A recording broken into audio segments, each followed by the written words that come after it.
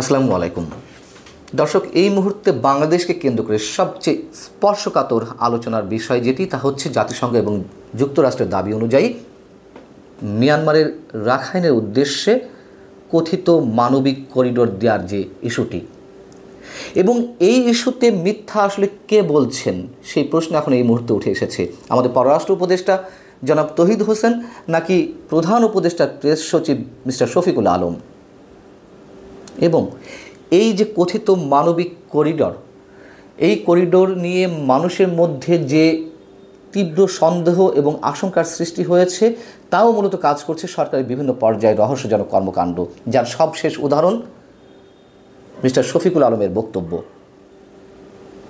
দুদিন আগে যেখানে আমাদের পররাষ্ট্র উপদেষ্টা বললেন যে মানবিক করিডোর দেওয়ার বিষয়ে সরকার নীতিগতভাবে সিদ্ধান্ত নিয়েছে, সেখানে প্রধান উপদেষ্টা প্রেস সচিব বলছেন সরকার জাতিসংঘ বা অন্য কোনো সংস্থার সঙ্গে তথাকথিত মানবিক করিডোর নিয়ে কোনো আলোচনা করেনি।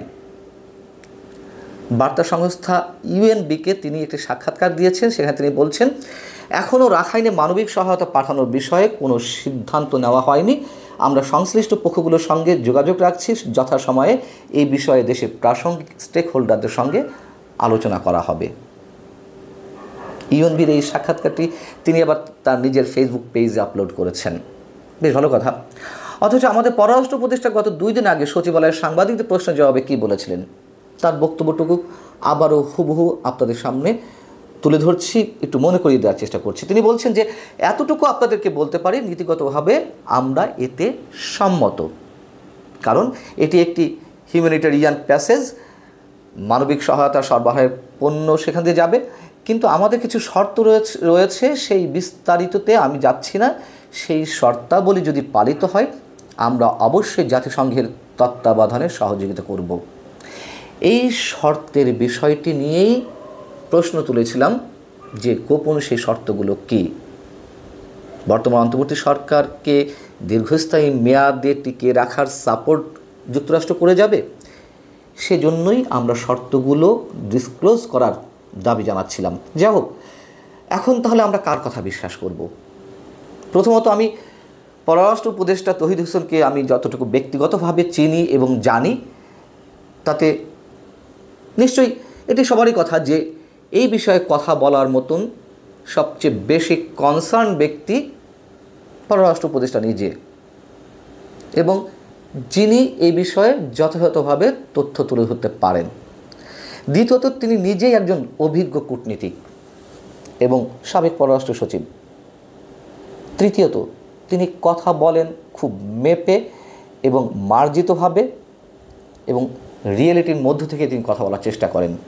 কোনো ধরনের হাইপোথেটিক্যাল কথা তিনি কখনো বলেন না, আমি ব্যক্তিগতভাবে তাকে যতটুকু জানি। আর শফিক সাহেব এ পর্যন্ত যা বলেছেন তার অসংখ্য বিষয় মিথ্যা প্রমাণিত হয়েছে। তার কথাবার্তায় সাধারণ মানুষ বিরক্ত, এবং সাম্প্রতিক সময়ে বিমস্টেক সম্মেলনে ভারতের প্রধানমন্ত্রী এবং আমাদের প্রধান উপদেষ্টার মধ্যে যে কথাবার্তা হয়েছে, তিনি নিজে তার ফেসবুক পেজে যা তুলে ধরেছেন যা কিছু, এবং গণমাধ্যমের সামনে যা কিছু বলেছেন দুই নেতার মধ্যে বিভিন্ন আলোচনা প্রসঙ্গে, তা অনেক ক্ষেত্রে অসত্য প্রমাণিত হয়েছে, বিভিন্ন জায়গা থেকে প্রতিবাদ উঠেছে। এবং প্রধান উপদেষ্টা আল জাজিরার সঙ্গে যে কথা বলেছেন সাবেক প্রধানমন্ত্রী শেখ হাসিনা ইস্যুতে, যে ভারত এতে কর্ণপাত করতে চায়নি, তিনি যা বলা বলে যাবেন শেখ হাসিনা, কিন্তু শফিক সাহেব কী বলেছেন তা নিশ্চয় মনে আছে আপনাদের। এবং পাশাপাশি কাতার সফরের বিষয়ে তিনি যেসব কথাবার্তা গণমাধ্যমের সামনে বলেছেন এবং তার ফেসবুকে বলেছেন, বিভিন্নভাবে বলেছেন, সেগুলো বিভিন্নভাবে অসত্য প্রমাণিত হয়েছে। এর আগে আপনাদের সামনে আমি বলেছি। এখন বিষয় হচ্ছে যে শফিকুল আলম যে বলছেন যে যদি জাতিসংঘের নেতৃত্বে রাখাইনে মানবিক সহায়তা দেওয়ার উদ্যোগ নেওয়া হয় তবে বাংলাদেশ তাৎপর্যপূর্ণভাবে লজিস্টিক সহায়তা দিতে প্রস্তুত। এই যে সরকারের প্রস্তুতির কথা বললেন, তার কথাবার্তার মধ্য দিয়েই তো প্রমাণিত হচ্ছে যে তিনি কতটা সত্য গোপন করছেন, এবং সরকার যে প্রস্তুত আলোচনা হয়েছে বিভিন্ন ক্ষেত্রে সে বিষয়টি তো বেরিয়ে আসে। আলোচনা হয়নি বলতে শফিকুল আলম কী বোঝাতে চেয়েছেন? এই যে মার্কিন হাই প্রোফাইল টিম বাংলাদেশ সফর করে গেল, দুইজন মার্কিন উপসহকারী পররাষ্ট্রমন্ত্রী এবং তার সঙ্গে মিয়ানমারে নিযুক্ত যুক্তরাষ্ট্রের অ্যাম্বাসেডর ছিলেন। আমাদের বুঝতে অসুবিধা হয় যে কী বিষয়ে আলোচনা হয়েছে। তাহলে কি হয়েছে তাদের সঙ্গে যদি এই বিষয়ে আলোচনা না হয়ে থাকে? শফিকুল আলম বলছেন, বাংলাদেশ সবসময় সংকটকালে অন্যান্য দেশকে সহায়তা করেছে, যেমন সম্প্রতি মিয়ানমারের ভূমিকম্পের পর আমরা যে মানবিক সাহায্য পাঠিয়েছি।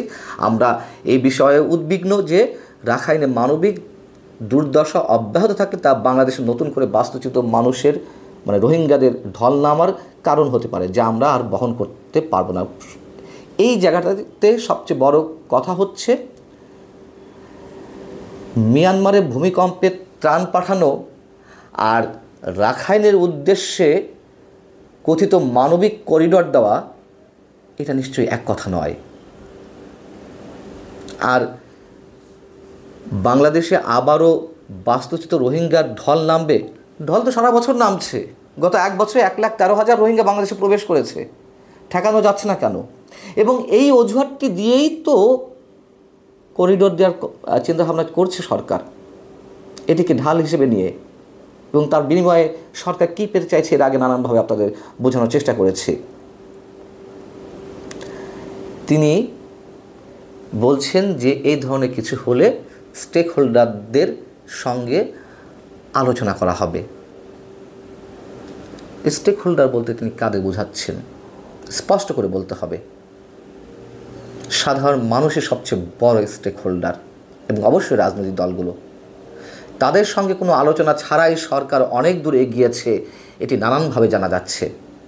এবং শফিকুল আলমের বক্তব্য থেকেই তো বোঝা যাচ্ছে যে নীতিগত সিদ্ধান্ত উনি শুধুমাত্র নীতিগত শব্দটা উল্লেখ করেনি, তিনি তো বলেছেন প্রস্তুত। তাহলে কোনো ধরনের আলাপ আলোচনা সলা পরামর্শ ছাড়া প্রস্তুত হয়ে গেল সরকার। এই কথাটি কেন আসছে? শফিকুল আলম এই কথাগুলো কেন বললেন? সাক্ষাৎকার কেন দিলেন এই বিষয়ে? যখন আমাদের পররাষ্ট্র উপদেষ্টা জনাব তৌহিদ হোসেন সাংবাদিকদের সামনে শুধু এতটুকু বললেন, তারপর থেকে যা বোঝার অনেকখানি ক্লিয়ার হয়ে গেছে মানুষের কাছে, রাজনৈতিক দলগুলোর কাছে। সেখানে বিএনপি, জামাত ইসলামী, বাংলাদেশের কমিউনিস্ট পার্টি, সিপিবি সহ অনেকে প্রতিবাদ জানিয়েছেন, তাদের উদ্বেগ জানিয়েছেন। এবং অবশ্যই এই বিষয়ে সবাই কনসার্ন যে এত বড় একটি ইস্যুতে একটা অনির্বাচিত সরকার কিভাবে সিদ্ধান্ত নিতে যায়। সেই আলোচনা থেকে মানুষের প্রতিবাদ যেন গড়ে উঠতে না পারে, আমার মনে হয় শফিকুল আলম সেটি ধামাচাপা দিতে চেয়েছেন। একেবারে স্পষ্ট আলোচনাটি এখন তুঙ্গে উঠেছে। পররাষ্ট্র উপদেষ্টার বক্তব্যের অনেক আগে থেকেই, যেমন আমি আপনাদের সামনে কয়েকটি পর্বে কথা বলেছি এ নিয়ে, এবং পররাষ্ট্র উপদেষ্টা যখন বলেছেন যে নীতিগত সিদ্ধান্ত নিয়েছে সরকার, একমত পোষণ করেছে, তখনই বিষয়টি অনেক তীব্রভাবে এটি আলোচনা কেন্দ্রবিন্দুতে পরিণত হয়েছে। আর সেটিকে ধামাচাপা দেওয়ার জন্য সম্ভবত শফিকুল আলম অসত্য বলেছেন। আর অসত্য আমি বলতে চাই না, তিনি অনেকখানি বুঝিয়ে দিয়েছেন আসলে সরকার কী করতে চাচ্ছে। যাই করুন না কেন, এর পরিণাম যে কতটা ভয়াবহ হবে সেটি দেশের জন্য এবং একই সঙ্গে শফিকুল আলম সাহেবের সরকারের জন্য। আল্লাহ হাফেজ, ভালো থাকুন সবাই।